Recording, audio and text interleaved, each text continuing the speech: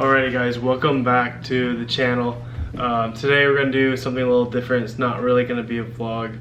I'm going to be starting a new series. It's going to be called Uncommon Conversations. And there you can see my dog back there. She's getting comfortable on the bed as we're recording this. Anyways, yeah, so we're going to be starting a new series today. It's called Uncommon Conversations. It's going to be topics that I think aren't really talked about enough. And it's either going to just be myself or maybe some of my friends or other people might just have an open discussion. But for today's topic of conversation is men's mental health. This is something that I don't think gets talked about enough or doesn't get enough male perspective on the issue. I think a lot of the perceptions are not coming from people who know what it's like. And so that's going to be the topic of conversation today. So to kick off this conversation today, I'm going to be giving a little bit of context from how I grew up and my perspective of it and how it's not really talked about. So growing up, this is not really something we really talk about amongst, whether it's just me and my guy friends or me and older men in my life. I've talked a few times with my dad about it. But for the most part, this is really a conversation that most guys aren't comfortable having. This is a conversation that isn't really part of our culture, right? It's much more of a, and I'm speaking more generically, I'm not speaking for every male, more generically, the masculine. We talk about working out, we talk about girls or work or sports, but this topic never really comes up. I think this also stems from what we grew up watching, right? Like, they call it the princess effect, that girls have that mentality because of growing up. You watch these movies and you see how, these Disney characters or cartoon characters, or even just like normal movies, how women are supposed to be treated. It's the same thing in guy culture, right? Like, you don't see the prince crying. You don't see like the manly man like being honest with his emotions. He's just supposed to be emotionless. I think a lot of our culture in the male perspective, we're forced to be robots and we're really good at it. I don't think a lot of people understand how good of actors men are. Men are really good at acting and really good at pushing things to the side or just completely shutting out. And that's part of what we're taught to do, right? Like, we're not taught to show emotion. We're taught to just brush things to the side or just move on. And to be completely honest with you, that's really not a good coping mechanism. And I think one of the main problems is most guys don't have a safe place to talk about mental health. I'm gonna say that again. Most guys do not have a safe place to talk about mental health. That's a huge problem. I'm fortunate enough that I have people in my life, including my parents and friends, where I'm comfortable being emotional, I'm comfortable being completely honest. But that's a rarity, right? Like, I don't know a lot of guys that have that luxury, and it's not something that I can honestly say I was in control of. I was just fortunate enough to have parents or people around me that didn't treat me like a manly man, right? Like, they understood that I grew up playing sports and I liked the jock, lifestyle, but they also could separate that from who I was as a person. And that leads me to this other issue, right?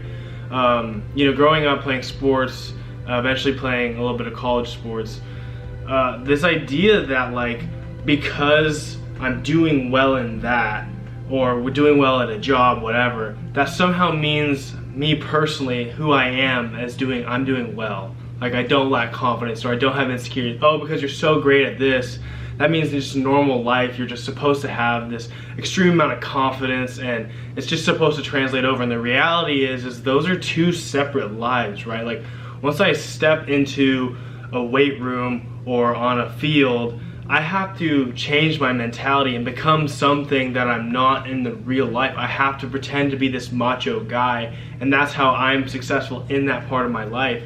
But I think a lot of guys assume that you have to carry that over into your real life. You have to be this macho man. You're on the football team or baseball team, basketball team, whatever, even drama, it doesn't matter. But you take that same personality that you have in that area of expertise or what you're good at, and it carries over into your real life. And the reality is you can separate those two. but that's not something we're taught to do, right? Like, it's not something that gets brought up. We don't have an outlet. And what happens, and this happened to me too, is when you bottle things up and you just brush things to the side, you're just gonna build up all of these emotions and feelings, and you're just gonna blow up. We're gonna need a little Bob break to break the ice of the heaviness of this conversation. So I'm gonna take a little like 5 to 10 second Bob petting break, and then we're gonna jump right back into it. Something that when I was at a very young age, and I'm not gonna say why I was, but when I was around 10 or 11, I went to therapy, like legit professional therapy. It's not something I'm afraid to admit now, but definitely growing up, none of my friends knew that after school, I think like twice or 3 times a week, I would go to therapy and kind of, you know, talk about like what I was going through. But that's not normal. Now, I'm not recommending, you know, go to therapy and talk about it, but that experience opened me up to realizing how beneficial it was. And I mean, I understand I was at a young age, and you're probably thinking, what the heck, why in the world was a 10 or 11-year-old at therapy? That's a story that maybe I'll keep to myself, but it's a real thing. Like, it's normal to talk about these things, and it doesn't have to be to like a professional. It's just having an outlet to talk about these things openly is the next step that needs to be taken. And it's just part of our, and I can say this as a guy, our ego gets in our way. Like I get it, dude. Like, you want to pretend that that girl didn't rip your, you know, heart out, but it's okay if she did, and it's okay to admit it. And I'm not asking you to, you know, post it on your social media and be like, yeah, blah blah blah, broke my heart. But it's okay to admit to your friends, instead of, because I know how it goes, right? It's like, oh yeah, dude, I'm totally cool, I'm fine, man. Like I'm good, I'm over her, like whatever. It's like, man, like, it's okay to admit that, like, it hurt and you're not over it. Like, that's okay. It's okay to admit you've cried before. It's okay to admit that, you know, things have changed and you become a different person because of that. So I think that's where this conversation needs to go towards. Creating a safe place and just being emotional. It's okay to cry. Whether it's by yourself or with somebody, it doesn't matter. It's okay to be emotional. It's okay to be honest with yourself. And that's the first step in order to changing this kind of stigma about, you know, men's mental health. And that's why I wanted to talk about this, because I don't see a lot of it talked about, because I think it's assumed that guys just have it figured out. Like, oh, we don't cry, or so that just means that, you know, we don't deal with it, or oh, we just handle it better than girls. And the reality is that's just not that true. And men's mental health, as much as the physical health, has to be just as much of a focus, if not more so, than the physical health. Because the physical health is not how we feel. You can change your body, but that doesn't change who you are and what you're about. Anyway, guys, thank you so much for watching this video. I know this was a different conversation. I don't know how often I'm going to be posting videos like this.